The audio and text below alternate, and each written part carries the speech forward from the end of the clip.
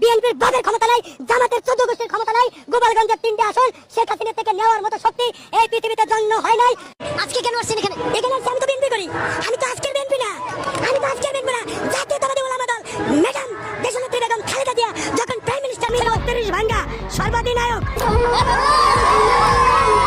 এর 6 মাস পরের চিত্র এটি। ধানমন্ডি 32 নম্বরে ভাইরাল সিদ্দিক গণপিটুনির শিকার। যে নিজে একসময় শেখ মুজিবুর রহমানের বাড়ি ভাঙার নেতৃত্ব দিল, সেই এখন 32 নম্বরে গিয়ে মারধরের শিকার। কয় বিধি তুমি বলে দাও সিদ্দিক কার, মানে একই মানুষ কত দলের হয়। সবচেয়ে একটা ডায়লগ শোনাচ্ছি, তবে এর আগে আপনাদেরকে একটা চাঞ্চল্যকর তথ্য দিচ্ছি। এই সেই সিদ্দিক যিনি গেল বছর ধানমন্ডি 32 যখন ভাঙা হয় ওইখানে এরকম ড্যান্স দিছিল উস্কাইয়া উস্কাইয়া। তবে ঠিক 6 মাসের মাথায় গতকালকে যে ধোলাইটা খাইছে, সেই ধোলাই খাওয়ার পর অনেকে বলতেছিল যে বিএনপির একজন কর্মী তাকে এইভাবে ধোলাই দিল, কিন্তু তার যে একটা পরিচয় আছে, এই পরিচয়টা ভিডিওর প্রথমে আপনারা অংশ বিশেষ দেখছেন। এবার আসুন বাকি কথা। সিদ্দিক তুমি আসলে কার?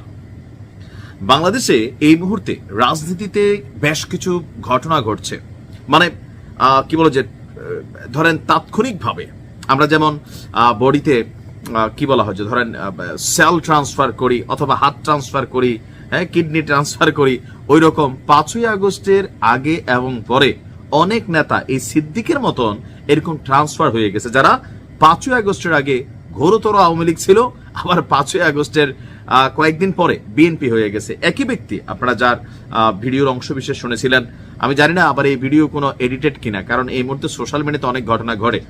এখন গতকালকে 32-এ যে বেশ কয়েকটি ঘটনা ঘটছে, এর মধ্যে সবচেয়ে বেশি ভাইরাল ছিল এই সিদ্দিকের মাইর খাওয়ার দৃশ্যটা।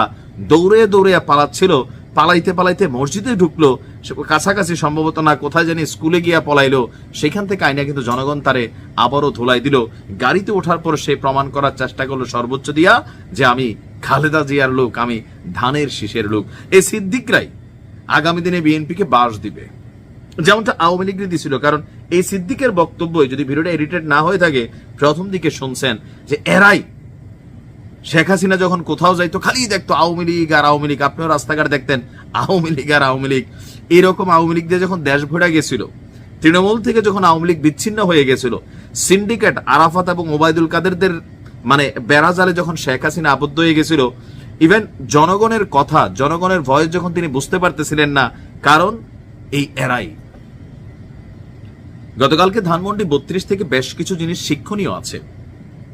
দুইটা জিনিস, যে আপনি যা করছেন এটা রেজাল্ট আপনি পাচ্ছেন, আবার এখন এই যে আপনি যা করছেন এটা রেজাল্টও কখনো পাবেন।